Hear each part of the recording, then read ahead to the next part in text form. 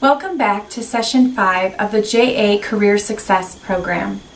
Today's activity, you will need the table tents, the personal priority cards, the priority triangle,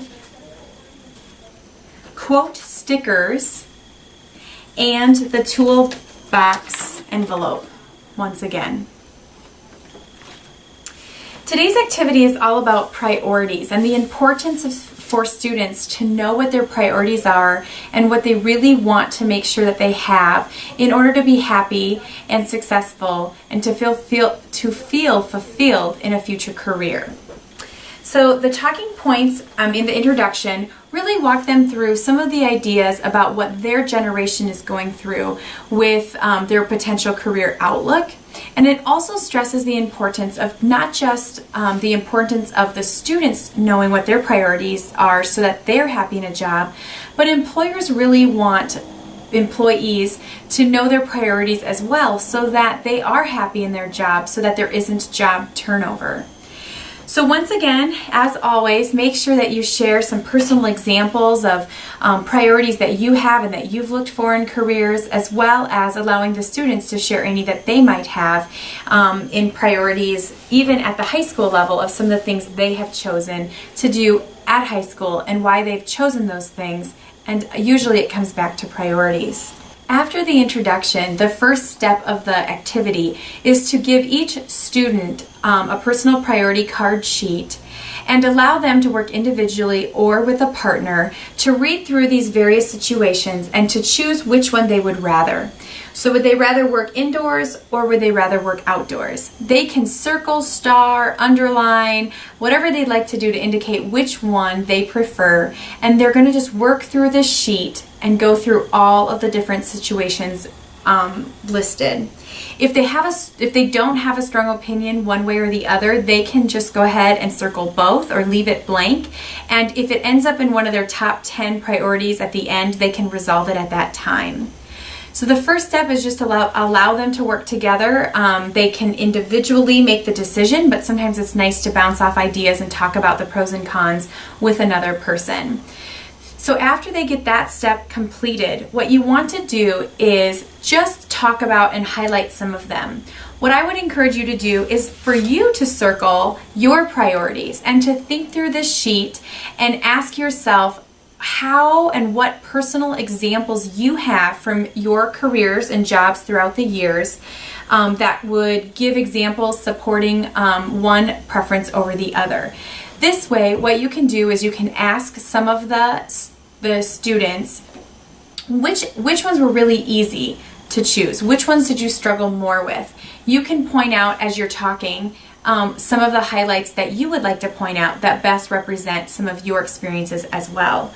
I would not go through every single one of these, but I would pick and choose using your preferences as well as asking those two questions, which ones were easy and which ones were more difficult, to the students to gauge some discussion. The next thing you're going to do is ask the students to tear the cards apart. This shouldn't be very difficult, but it does take them a little bit longer than I would have originally anticipated. So what I would do is show them how to make the accordion and then go the opposite direction, and how easily it will then tear apart once you get those perforated seams. It goes so much easier. Once they have the cards torn apart and individually in hand, you will then give them a priority triangle. Please note that there are two sides to the triangle, so they're going to want to use the side one first.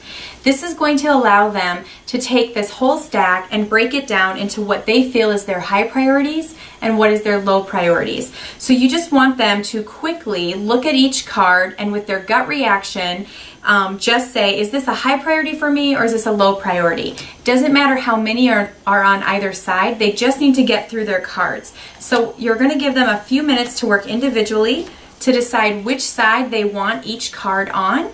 And then what you're going to have them do is you're going to have them put the low priority cards aside and to pick up in hand their high priority section. Then you're going to flip the triangle over and you're going to have the students then rank what they feel their top 10 priorities would be. So have them use this graphic organizer to organize their top 10. If they have more than 10 cards, they can just disregard what they feel is 11th, 12th, and 13th. And if they have less than 10 cards, have them prioritize however many they have in their hand. Then what you want them to do is you want to actually have them slide off the top 3 cards and write right on the triangle what those top 3 priorities were so that they have that as a reminder in their future.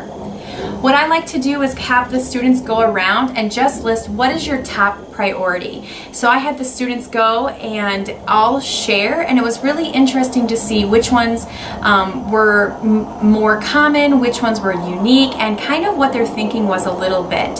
And so that's a great way to kind of wrap up this part of the discussion and get the students to think about what is important for them.